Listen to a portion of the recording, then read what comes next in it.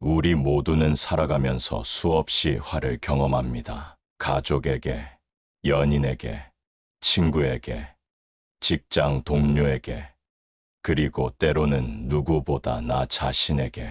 분노는 인간에게 너무나 자연스러운 감정이지만 문제는 바로 그 다음입니다. 화는 일어난 뒤가 더 큰 문제를 만들어냅니다. 그 순간의 분노가 평생의 후회로 이어지기도 하고 한순간의 감정이 소중했던 관계를 무너뜨리기도 합니다. 무엇보다 가장 깊은 상처는 타인이 아니라 나 자신에게 남습니다. 마음속 분노는 다른 누구보다 내 마음을 먼저 갉아먹습니다. 그런데 이 지점에서 부처님의 가르침은 참으로 놀랍습니다. 부처님은 화를 참으라고만 하지 않으셨습니다. 화를 내지 마라 혹은 화를 숨겨라 같은 억제의 지시 대신 분노를 있는 그대로 직면하되 그에 머물지 말라고 말씀하셨습니다. 즉, 분노를 나쁘다고 억누르지도 말고 그 감정에 끌려가지도 말고 그저 그것이 일어나는 것을 지혜롭게 바라보라는 것입니다. 장하함경에는 바로 이런 분노의 순간을 마주했을 때 우리의 마음을 어떻게 다스려야 하는지를 알려주는 7가지 매우 구체적이고 실천적인 방법이 기록되어 있습니다. 이 가르침들은 단지 고유한 선방이나 수행자의 세계에만 해당되지 않습니다. 이것은 오늘날 우리가 살아가는 현실 속에서도 정말 효과적으로 실천할 수 있는 감정의 해방 도구이자 삶을 맑게 정화해주는 실천적 지혜입니다. 오늘 이 시간 우리는 이 장하함경 속 부처님의 7가지 가르침을 하나하나 함께 짚어보며 내 삶 속에 분노라는 불씨가 피어오를 때 어떻게 그 불길을 스스로 다스릴 수 있을지 살펴보려 합니다. 이 이야기는 분명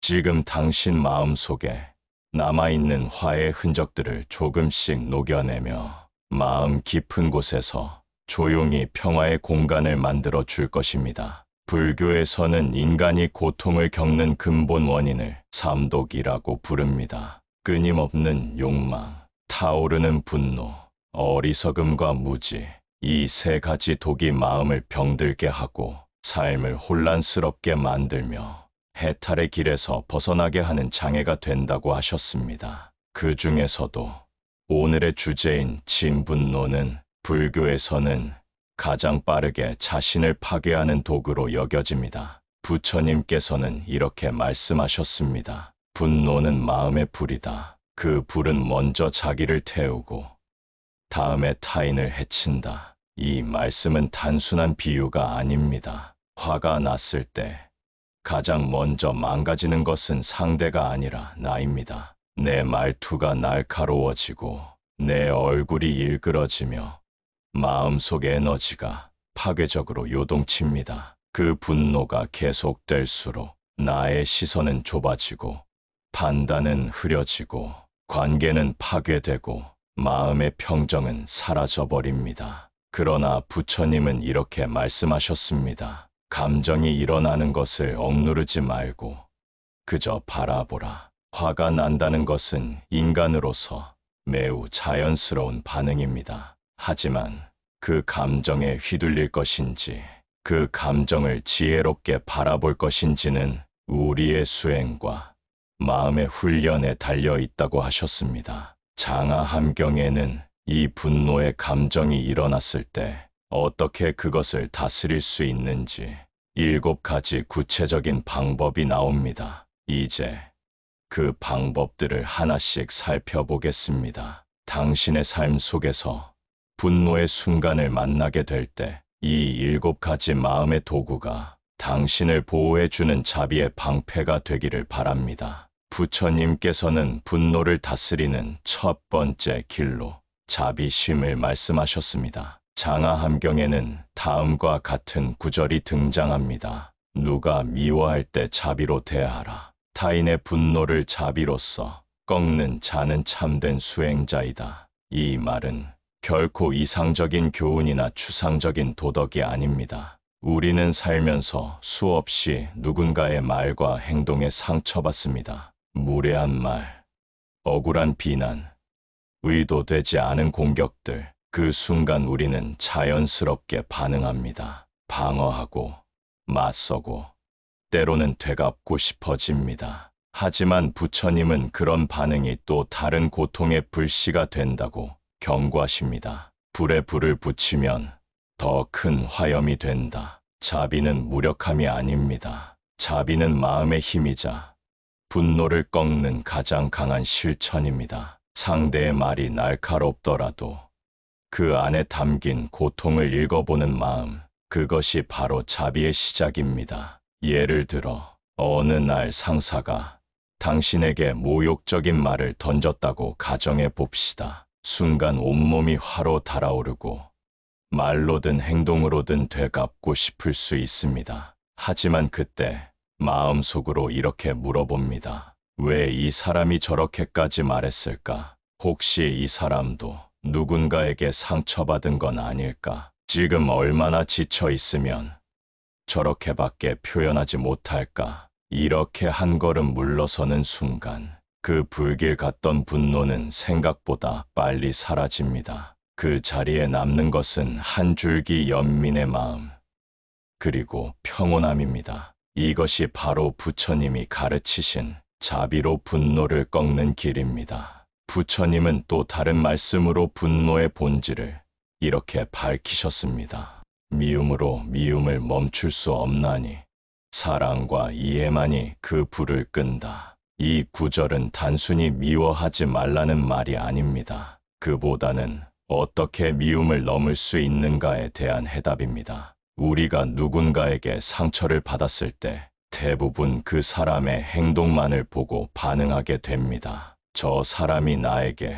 그런 말을 했다. 그 사람 때문에 내가 이렇게 기분이 상했다. 하지만 부처님은 그 순간 행동 이면에 있는 그 사람의 마음, 환경, 아픔을 보라고 하십니다. 예를 들어 늘 예민하고 날카로운 말을 던지는 친구가 있습니다. 그 친구는 당신의 사소한 말에도 쉽게 화를 내고 상처를 줍니다. 그럴 때 우리는 저 사람 왜 저래? 라고 생각하기 쉽습니다. 하지만 그 순간 조금만 시선을 바꿔서 생각해 봅니다. 저 친구도 요즘 많이 지친 게 아닐까?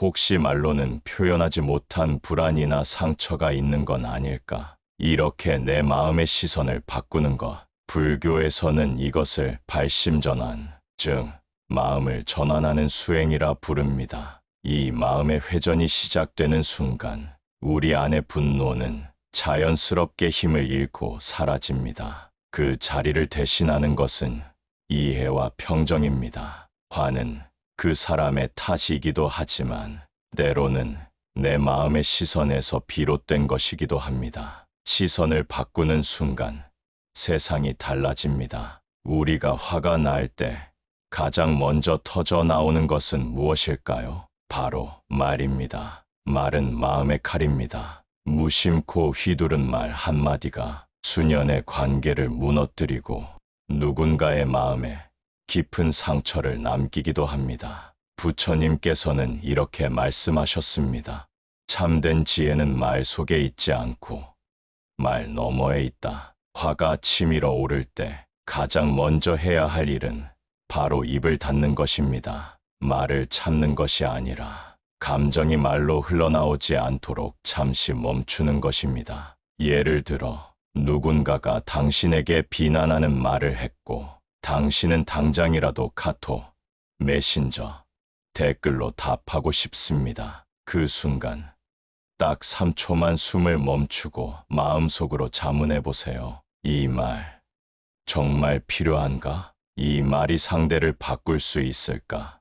아니면 더 상처만 남길까? 이 3초의 침묵이 그 어떤 말보다 더 큰 지혜가 될 수 있습니다. 불교에서 침묵은 약함의 표현이 아닙니다. 침묵은 말보다 깊은 자비이며 말보다 강한 절제의 수행입니다. 말을 아끼는 사람은 결코 무능한 사람이 아닙니다. 그는 자신의 감정을 주시할 줄 아는 사람이며 상대에게 상처를 남기지 않으려는 자비의 마음을 가진 사람입니다. 분노는 감정이지만 그 시작은 종종 몸에서 드러납니다. 화가 날 때 우리는 자주 얼굴이 붉어지고 손이 떨리며 숨이 가빠지는 것을 느낍니다. 가슴이 두근거리고 목소리는 높아지고 온몸이 긴장으로 꽉 조여옵니다. 이처럼 감정은 항상 신체 반응으로 연결됩니다.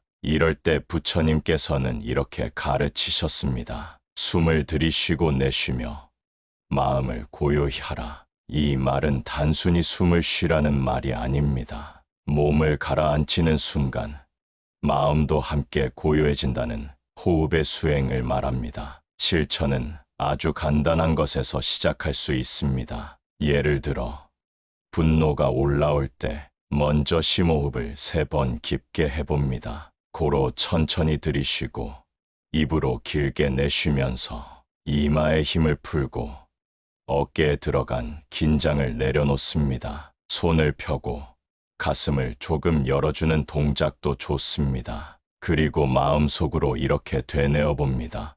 나는 지금 안전하다. 이 감정은 내 주인이 아니다. 이처럼 몸을 안정시켜주는 간단한 동작 하나하나가 화의 불씨를 꺼주는 첫 번째 소화기가 됩니다. 화는 몸에서 사라질 때 비로소 마음에서도 사라지기 시작합니다. 우리는 화가 날 때 즉각적인 반응을 하고 싶어집니다. 하지만 부처님은 말씀하셨습니다. 감정은 물결과 같아서 머물지 않는다. 분노는 언제나 지속되지 않습니다. 우리가 그것을 붙잡고 계속 되새기기 때문에 오래가는 것처럼 보일 뿐입니다. 그러나 대부분의 감정은 시간을 두고 지켜보면 자연스럽게 약해지고 때로는 사라지기도 합니다. 실천적인 방법이 있습니다. 어떤 사람에게 정말 화가 났을 때 그 감정을 바로 행동이나 말로 옮기지 말고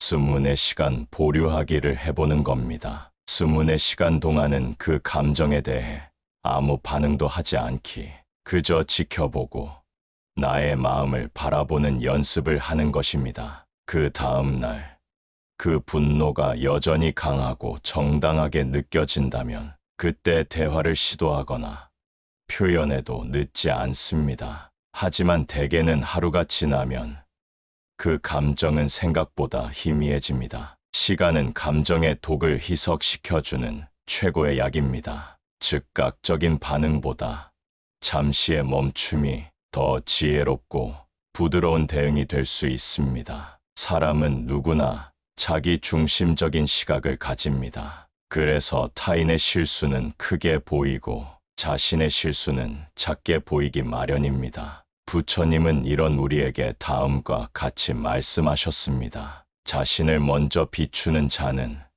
타인을 쉽게 용서할 수 있다. 분노는 종종 잊어버린 자기 모습에서 시작됩니다. 나는 저런 말 안 했어. 나는 저런 식으로 행동한 적 없어. 그런데 진짜 그럴까요? 우리도 과거 어느 순간 감정이 올라와 상처 주는 말을 했던 적은 없었을까요? 의도하지 않게 누군가에게 무례하게 굴었던 기억은 없을까요? 나도 그런 말 한 적이 있었지. 그때는 나도 왜 그랬는지 몰랐지만 후회했지. 이런 자기 성찰의 기억은 상대를 탓하는 마음을 부드럽게 해줍니다. 그리고 어느 순간 그 사람이 미워서가 아니라 그 사람이 나 같아서 용서하게 되는 마음이 생겨납니다. 화를 없애는 가장 강력한 실천은 상대를 바꾸려는 것이 아니라 나 자신을 돌아보는 일입니다. 용서란 무엇일까요? 많은 사람들이 이렇게 말합니다. 그 사람은 아직 사과도 안 했어요. 난 잊은 척할 수는 있지만 용서는 못하겠어요. 하지만 부처님은 이렇게 말씀하셨습니다. 화를 품은 자는 독을 마시고 남이 죽기를 바라는 것과 같다. 용서는 상대를 위한 선물이 아닙니다. 용서는 나를 위한 해독제입니다. 상대방이 사과하지 않더라도 그 사람이 반성하지 않더라도 내가 그 감정을 붙들고 있는 한 그 화는 계속해서 내 안에서 썩고 내 마음을 병들게 합니다. 반대로 내가 먼저 그 감정을 내려놓는 순간 나는 그 고통에서 자유로워질 수 있습니다. 부처님께서 말씀하신 해탈이란 결코 특별한 초월이 아닙니다. 그것은 지금 내가 붙들고 있는 것을 놓는 것입니다. 그럴 때 우리의 마음은 비로소 가볍고 맑아집니다. 우리 모두는 분노를 느낍니다. 가족, 연인, 직장 동료, 친구, 혹은 낯선 사람에게, 그리고 때로는 나 자신에게조차 화가 납니다. 그러나 중요한 것은 그 화가 일어났다는 사실이 아닙니다. 그 감정에 끌려가는가, 아니면 다스리는가, 그 선택이 우리의 하루와 인생을 바꿉니다. 부처님은 결코 우리에게 완벽한 평정을 강요하지 않으셨습니다. 그 대신 이렇게 말씀하셨습니다. 스스로를 다스리는 자가 세상을 다스리는 자이다. 분노는 깨달음의 적이 아니라 오히려 깨달음의 입구일 수 있습니다. 그 감정을 자각하고 그 안에서 배우고 그 위에서 자비를 실천할 수 있다면 그 화는 더 이상 불이 아닌 등불이 됩니다. 오늘 하루 당신을 화나게 했던 그 말, 그 행동, 그 장면이 떠오른다면 잠시 눈을 감고 스스로에게 물어보세요. 그 화는 나를 지키기 위한 감정이었나? 아니면 내가 놓지 못한 마음이었나? 나는 지금 그 감정을 놓을 준비가 되어 있는가? 그 질문에 대한 당신의 대답은 당신의 내면을 더욱 단단하고 자비롭게 만들어줄 것입니다. 당신 안에는 분노보다 더 깊고 더 따뜻한 힘이 있습니다. 그 힘은 자비입니다. 그리고 그 자비는 당신을 자유롭게 할 것입니다. 오늘 당신의 분노는 사라지지 않아도 괜찮습니다. 다만 그것을 바라보고 조용히 내려놓을 수 있기를 바랍니다. 그것이 바로 부처님이 말씀하신 진정한 수행입니다.